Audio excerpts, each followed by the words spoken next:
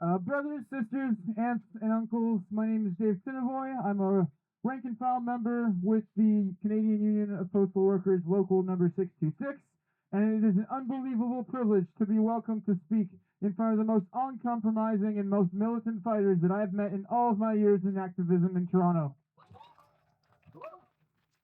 Many of the international students here at the Morcha have worked in essential industries throughout the height of the pandemic. You had broken your backs in construction, in trucking, in warehousing, in security, retail, and in food services. And your economic contribution to Canadian society has helped this country through one of its most difficult times in recent history. And what did your bosses do to thank you for it? What did our governments do to thank you for it? For keeping this country afloat? They blamed you. They blamed you for the lack of accessible housing in this country. They blamed you for the inadequate social services in this country. They blamed you for the crime in this country. And most absurd of all, they blamed you for the unemployment in this country. As a postal worker that is currently on strike, I can see what it looks like when a higher authority mismanages its resources and its assets and then blames the workers for their own failure. I can relate to the experience of helping the country through a difficult time, through essential work, and then to receive nothing but a cold shoulder in lieu of a thanks. So, as a postal worker, I can look at your struggle and see very clearly, brothers and sisters, that the government is spitting in your face with their permanent residency pathway program changes. And I'm here to say that organized labor will not permit the exploitative employers, the chores, and the landlords and politicians to spit on the faces of my brothers and my sisters.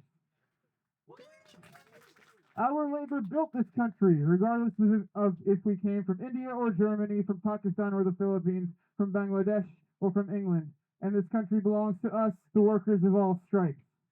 Brothers and sisters, our fight is one and the same.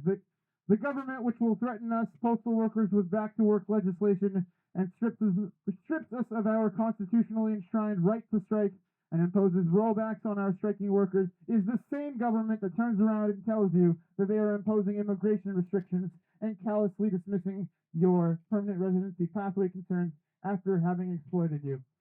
The same government that bails out large corporations has the audacity to tell you that the only way you can stay on Canadian soil is if you submit to manipulative bonded labor contracts through labor market impact assessments.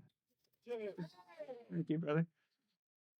Those approved bonded labor contracts mean that the employers can save money and make profits by paying you less than you are worth.